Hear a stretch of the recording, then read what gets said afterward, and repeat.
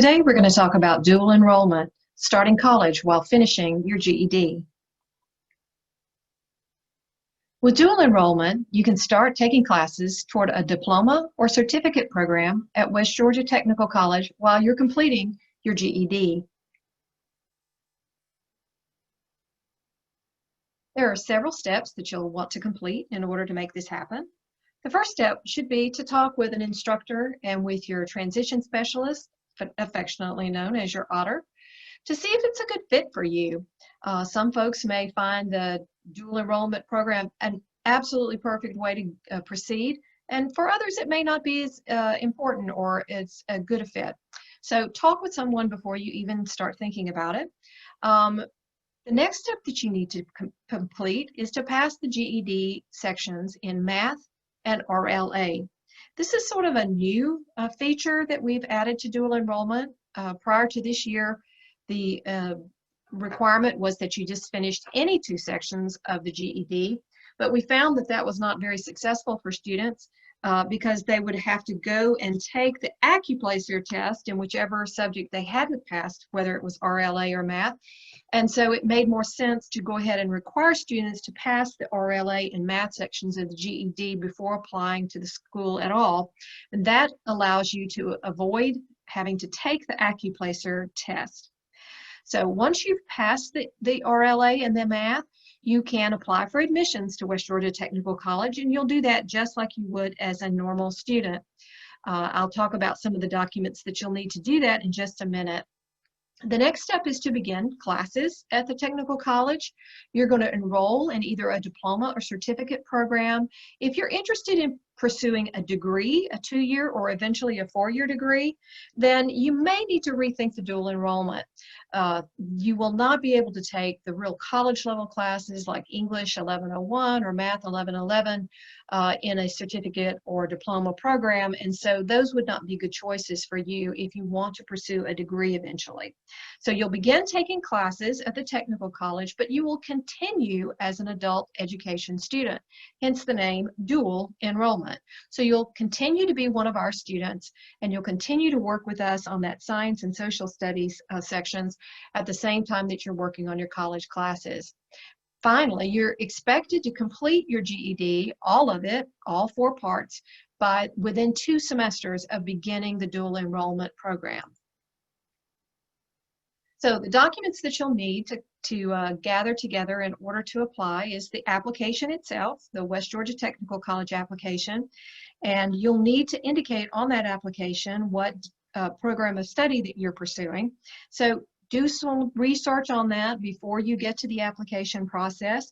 There's a whole nother presentation on how to choose your degree program, so have a look at that.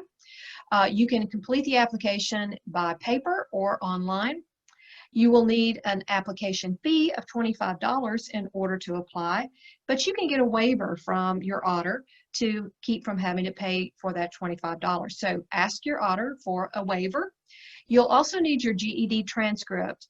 This is an official document from the GED.com site that you can order, and you want to get an official copy in a sealed envelope that says, yes, indeed, you have passed that RLA and math section in your GED, and so you need proof of that. So that's your GED transcript. And then finally, you want to apply for some financial aid if you want some help, because the dual enrollment program is not free. Unlike typical high school dual enrollment, it is not provided by the county or the state, and it is something that you have to pay for out of pocket, just like a normal college student. Now, because you are not involved in a degree program, you will not be eligible for most financial aid that comes from the federal level. So even though we normally tell students to apply using the FAFSA, the free application for federal student aid, you will not be using that form because it will not apply to you. Instead, you're going to use the Georgia financial aid form, because that is the aid that you're going to be eligible for, is our state of Georgia aid. So some of the things that you may be eligible for are the HOPE grant. This is specifically for students pursuing a certificate or diploma, and it pays for about 70% of your tuition. Unlike the HOPE scholarship, which is its cousin, you don't have to have a particular grade point average from high school in order to qualify for the grant. It's based on the program of study, not your grades, although you do have to keep your grades up once you begin taking classes. The next thing that you need to might be eligible for is the Career Hope Grant, and that is for specific programs that are in high demand in the state of Georgia. There are certain things like welding and information technology and even cosmetology that are in high demand in the state of Georgia, and we don't have enough people trained in those professions to fill all the jobs that are available. And so the state of Georgia offers you a little bit of extra money if you want to pursue a program in one of these high demand fields. The next source of funding is your local WorkSource Georgia location. You can go there and fill out an application, and depending on if you meet certain criteria for financial need and have certain educational expenses that are not being covered by other sources, you may be eligible for some additional assistance from that program. There are some programs that are excluded from dual enrollment, and this is a list of the ones that I know about at this point in time. It changes from time to time, so do keep an eye on that. Right now, it's not possible for you to pursue dual enrollment in emergency medical technician, fire science, phlebotomy, which means the art of drawing blood, healthcare assistant, or medical coding. So you've heard all the requirements and the way the program works, so let's talk through some of the pros and cons of pursuing dual enrollment. The pros are that you get a head start on college. If you are not waiting until you're finishing your GED, then that means that overall, you should be taking less time to get finished, or you should be able to finish sooner than if you waited until you are finished with your entire GED. The other thing that's great about the dual enrollment program is that it helps keep you motivated. If you've already gotten started with college, if you've already sort of gotten your foot in the door, you are more likely to continue with it instead of finishing your GED and then maybe thinking a little too long and too hard about whether or not to pursue additional education. So it's a great motivator. So some of the cons, though, it's not for everyone, and here are some of the reasons why. First, that you must finish your math and RLA sections of your GED. For most students, these are the most problematic, most difficult sections of the GED, and most students, in fact, probably finish math last. And if you are one of those students, then you will not be eligible for dual enrollment because you have to finish them first. So that's probably the #1 reason why most students don't pursue a dual enrollment. The next thing is that you've got to learn how to juggle your time, to divide it between going to college classes and continuing as an adult education student.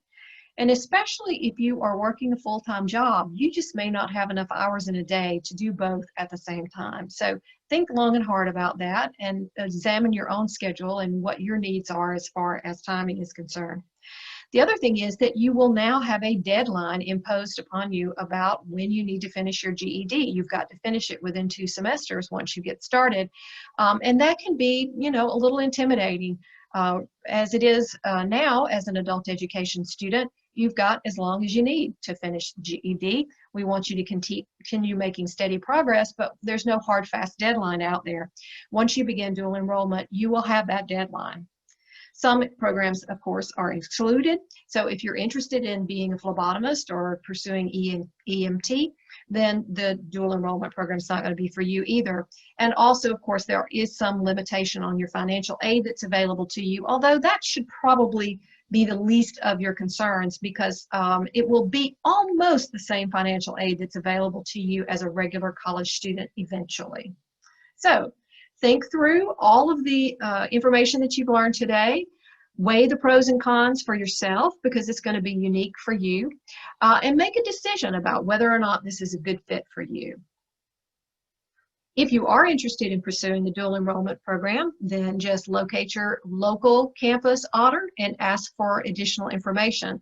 The earlier they know that this is something that you're thinking about pursuing, the more they can offer good guidance and assistance as you move forward.